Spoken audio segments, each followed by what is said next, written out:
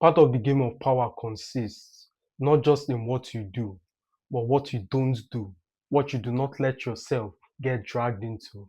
And tonight, I'll share three concepts that every businessman, entrepreneur should never engage in. You see, as a good employee or a good businessman who is doing his best to get to the next level, the worst thing you can do is to engage in this concept because it cancels out your actions. So if you've been wondering what is going on, I'm putting in effort, I'm trying my best, and yet it appears as though something is fighting me. It could be your previous actions has birthed this mountain, has birthed this hurdle that has come to obstruct you. So the first one is to never call out your employer. And this might sound counterintuitive, but I'll share a story and we'll also balance it. There was this artist who blew up in a social media platform, and in the heat of the moment he got signed by a renowned label, and after 2 years of a struggling career he decided to pick up a phone one day, accuse the label boss of little to no promotion. You are a bad man. I've tried my best for this label. You people picked $200 million, for instance, for example, and nothing was given to me. And he proceeds to list out a long laundry of how he has been maltreated in this label. Now, when I saw that video, it was completely disgusting because not only have you signaled to future prospects that you're a terrible businessman, you're a terrible person to work with, because after every single thing they've given to you, this is how you pay back. And please, I'm not trying to defend the label or saying they've not wronged him or they are a saint, but there are better ways to handle this kind of dispute. Not only that, it will become impossible for a new label to sign that young man. Why? Because rich people prioritize their reputation above anything. A good name is better than gold, says the Bible. So if you build a reputation for damaging other people's reputation, it becomes difficult to work with you. And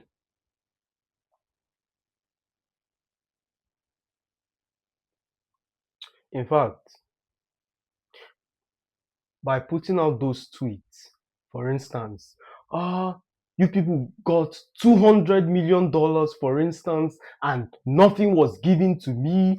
Please understand, that already gives me an insight to the kind of mindset you have, an entitlement mentality. You believe things should be handed to you. It is a poor mindset. You are never going to become successful with that kind of philosophy. I take responsibility for anything that happens in my life, good or bad. The car parked outside is my fault.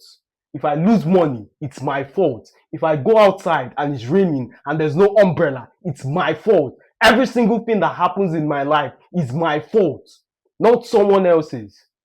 Even though they have a role to play, it's my fault for putting myself in that position. So already it's equivalent to my rich uncle made $1 billion. Therefore, he's indebted to me. The money is too much. He should give me something as a consequence of the relation of blood. It's stupid. I believe in the case of that young man, he's under contract, obviously, and labels are run strictly as a business, not from emotion. You can have close relationship with your label boss, but doesn't stop him from thinking like a businessman. You would invest in whatever product is profitable. So if you see your colleagues being pushed above you, it's not necessarily because the boss is engaged in bigotry. No, he's a professional, he's a businessman, and this artist is popping. Perhaps if I invest more, I will get returns, higher returns on my money. And if you desire as an artist to get to that position, then you should work hard. As simple as that. Nobody is going to spend billions into something that's not working. No, you're a professional. You would hedge your risk and invest more. Once you start seeing traction, you would invest more. So the solution is not to try and force his hand to invest more. The solution is bring out good products that it becomes impossible to get that quality of investment, or impossible to not get that quality of investment. Now, the balance.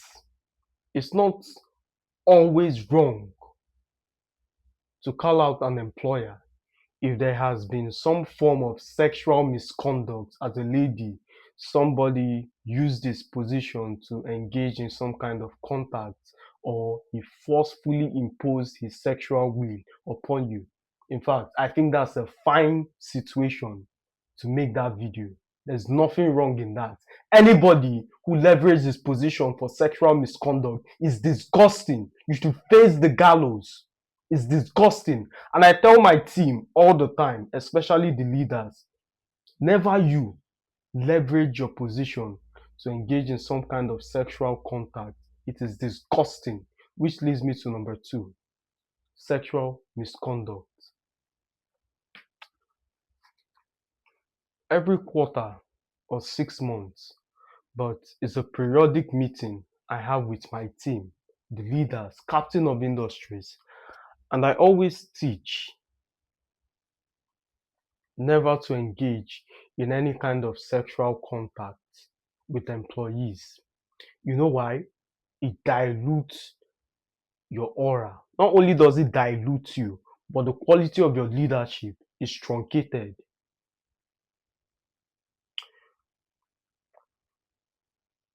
There's this saying,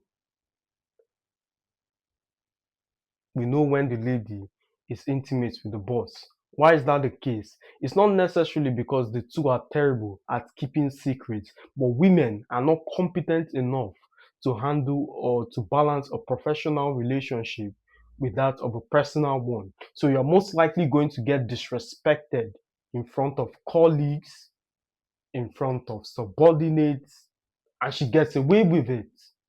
So once you analyze and sit as a professional and understand the situation, it becomes stupid for you to engage in that kind of misconduct. And please understand, your role as a leader is only sustainable to the degree which your subordinates believe that position is privy to you. Once they begin to see cracks and they feel like you're equal, then you have mutiny on your hands. The worst thing you can do as a leader is to create a situation that emboldens challenge. And that's exactly what is playing out. She's disrespecting you in front of co-workers, getting away with it, disrespecting you, getting away with it. All that's happening is emboldening colleagues to put themselves in that position. And every government is smart enough to understand any kind of resistance to your regime must be put down immediately. Not necessarily because they are terrified of the people in question, but to avoid the embodiment of the populace. That's why in the presence of a peaceful march, you are getting tear gassed, shot at. It's not necessarily because they fear you, they fear what will become after that event. Any kind of protest that is not shut down immediately would evolve to a coup, and that is what the elite are terrified of. So, as a leader, avoid any form of sexual misconduct. It dilutes your aura. It creates some form of mutiny. You have mutiny on your hands. It's only a matter of time before you get out of that position. And understand this, women are, like I said, not very competent to handle that kind of relationship. And when it comes to an end, they file a lawsuit. Oh, this happened and like I said, corporations, rich people, elites prioritize their reputation over anything else.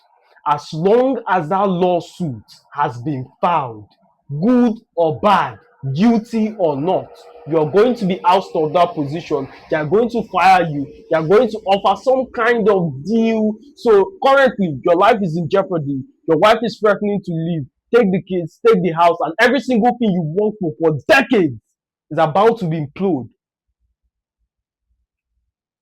Why? Because of one decision. So we'll wrap up that subject, we'll wrap up that topic with an age old saying: prevention is better than cure. Better not to engage than to try and solve the problem. Which leads to number three, the final one. Did I check number three? My apologies.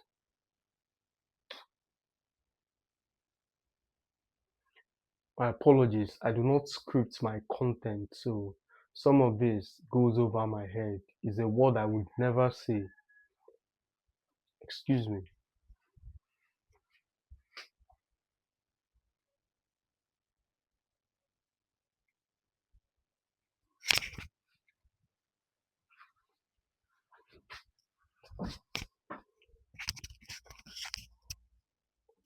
Shepard is still on. If you've been following me long enough, you understand the reason of checking the quality of the microphone. As I've told this story before, but I'll share it again. I came from very humble beginnings, and at the infancy of my YouTube career, I would rant, point fingers, and after pouring my heart, only to discover either the microphone is not turned on because of the quality, or I go behind and it wasn't recording again because of the quality of the device. So every now and then it's like a habit. I stand up to check whether all of these factors are in place. With that being said, let's proceed. The third and final one is to never compromise on your integrity. I cannot overemphasize this subject long enough. One time when I started business, I got an offer. In fact, it's very interesting how it all played out because these two prominent men, out of the blue, decided to come to the office. So it was a very big day for the corporation. That's the level of magnitude of their status. So finally, after we rolled the red carpet and we received them warmly, accolades in their name, decoration in their respect.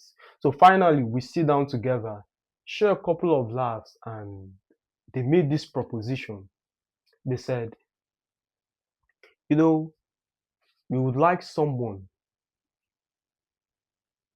who would represent our interests, and in exchange, we might just take his business to the next level.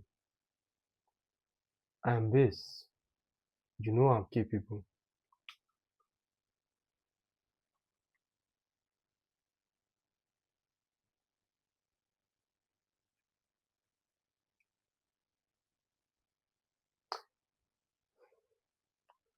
And it was at the point where the company was struggling. So this seemed like the perfect opportunity to take this deal. You know what I said? No, you're not interested. Find someone else. And you could see the shock on their face. How is it possible? We've looked at the 10K, we've looked at the finances, we came at the perfect time where the company is vulnerable. We made you an offer you cannot refuse. How is it possible? I said to them, you see, we are two sides of one coin. One cannot coexist with the other. For good to exist, bad has to exist. So there are other people I believe who can help you in this your claim. But as for me, I'm not interested. And they left.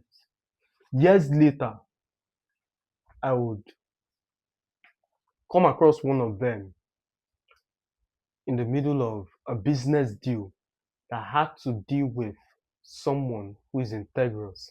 And the man surprisingly vouched for me because of that one encounter. And this is the problem most people have. They think they live in some kind of idealistic world, some kind of Disneyland, that as soon as you turn down an opportunity, some angel will descend from heaven to minister to you. Or as soon as you make that kind of declaration, favor or some kind of new opportunity springs up. My friend, it takes years for your integrity to materialize. It takes years for one opportunity you turn down to become a blessing. In my scenario, it took years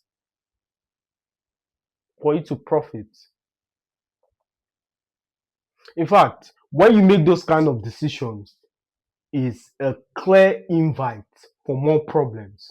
Because not only have you destroyed your only source of coming back, you've made important people look very stupid. And some of you peasants might not understand the magnitude of that one decision. But do you know what it means to have people with an inflated ego look stupid? They're going to deal with you. In fact, this is a very interesting point that just came out from the top of my head. In your small environment, either the landlord or the lecturer, some form of hierarchy, in fact, your boss, you know what happens when you challenge him in front of the colleagues. You know what happens when you correct his opinion in front of the co-workers. Exactly. Now imagine very important people with billions of dollars in the net worth. So never compromise on your integrity. Sure, it will cost you in the short term. You might look foolish in the short term, but in the long term, if you broaden your horizon and you're willing to look past, it is profitable. Why do you think Warren Buffett is bailing out banks and doing deals worth billions of dollars? Because he has created integrity in that space. So, for the sake of time, we'll end it here. As always, my friends, a pleasure speaking to you. I'll see you in the next one.